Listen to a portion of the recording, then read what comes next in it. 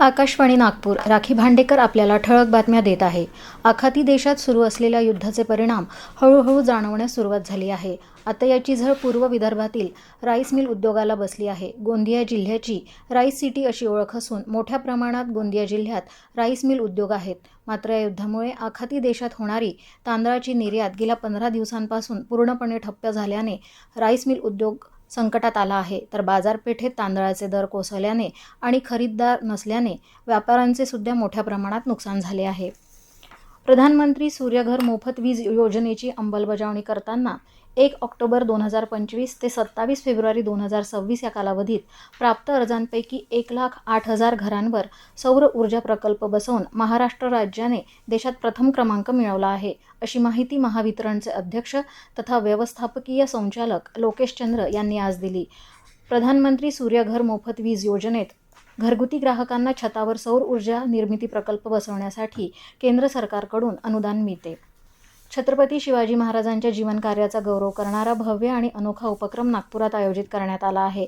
World record on the life of Chhatrapati Shivaji Maharaj या नावाने हा विशेष कार्यक्रम उद्या 15 मार्च 2026 रोजी पार पडणार आहे. या उपक्रमात छत्रपती शिवाजी महाराजांच्या पराक्रम, स्वराज्याची संकल्पना आणि प्रेरणादायी जीवनावर आधारित विविध कला प्रकारांच्या स्पर्धांचे आयोजन करण्यात आले आहे.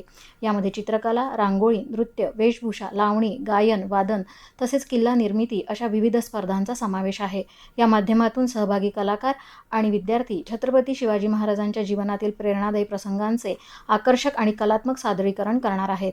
हा कार्यक्रम 15 मार्च 2026 रोजी दुपारी 12 ते सायंकाळी 4 वाजेपर्यंत डॉ. Babasaheb Ambedkar convention centre, Kamthi road, Nagpur येथे आयोजित करण्यात आला आहे.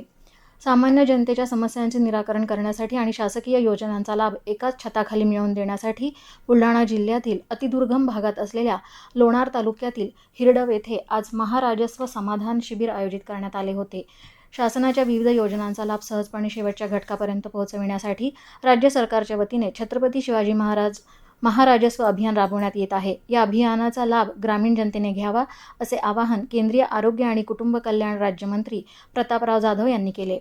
माहिती आणि जनसंपर्क विभागाच्या नागपूर विभागीय माहिती संचालक कार्यालयाने महाराष्ट्र शासनाच्या आर्थिक वर्ष 2026-27 साठी सादर अर्थसंकल्पामध्ये विदर्भासाठी करण्यात आलेल्या तरतुदींवर आधारित घडीपुस्तिकेचे प्रकाशन मुख्यमंत्री देवेंद्र फडणवीस यांच्या हस्ते आज करण्यात आले. मुख्यमंत्री यांच्या रामगिरी शासकीय निवासस्थानी आयोजित अनौपचारिक कार्यक्रमात हे प्रकाशन पार पडले.